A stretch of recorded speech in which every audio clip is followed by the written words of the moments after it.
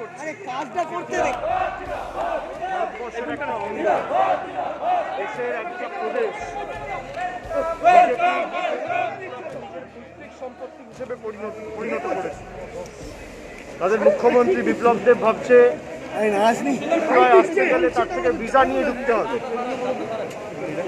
এবং যারা বড় বড় ভাষণ দেয় গণতন্ত্র রাজ্যে কি অবস্থা এই রাজ্যে নিজের চোখে ত্রিপুরার মানুষ দেখছে।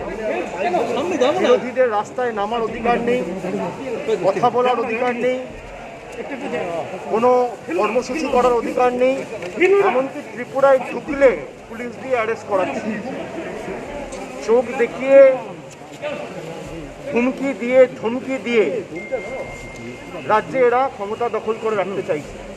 কিন্তু আমি প্রথম দিন যখন ত্রিপুরায় এসেছিলাম আমি স্পষ্ট করে বলেছিলাম, আজও বলছি, 7 দিন হয়নি আমি আবার দ্বিতীয়বার ত্রিপুরায় এসেছি, তাদের যত ক্ষমতা আছে প্রয়োগ করুক, ত্রিপুরায় গণতন্ত্র প্রতিষ্ঠা হবে। এবং বিজেপি যে মডেল সরকার, এখানে শাসনের আইনের শাসন নয়, এই বিজেপির মডেল হয়েছে। কি মডেল সরকার? গুজরাটের মডেল সরকার। আইনের শাসনের জায়গা শাসনের আইন, সমাজ বিরোধীদের মুক্তাঞ্চল, হুলিগানিজম পদে পদে, মানুষ আক্রান্ত, গণতন্ত্র বিপন্ন, এবং যারা আজকে এদেরকে চ্যালেঞ্জ করছে তাদেরকে সরাসরি জেলে ঢুকিয়ে দেওয়া হচ্ছে। যাদের উপর আক্রমণ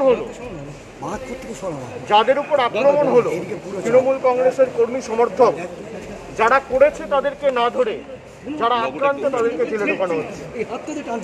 ত্রিপুরার মানুষ দেখছে, সমগ্র দেশের মানুষ দেখছে। যারা কথায় কথায় দিল্লি মধ্যপ্রদেশ থেকে উড়ে গিয়ে বাংলা ত্রিপুরায় এসে বলে গণতন্ত্র বিপন্ন, আজকে গণতন্ত্রের কি অবস্থা ত্রিপুরার মানুষ উপলব্ধি করছে।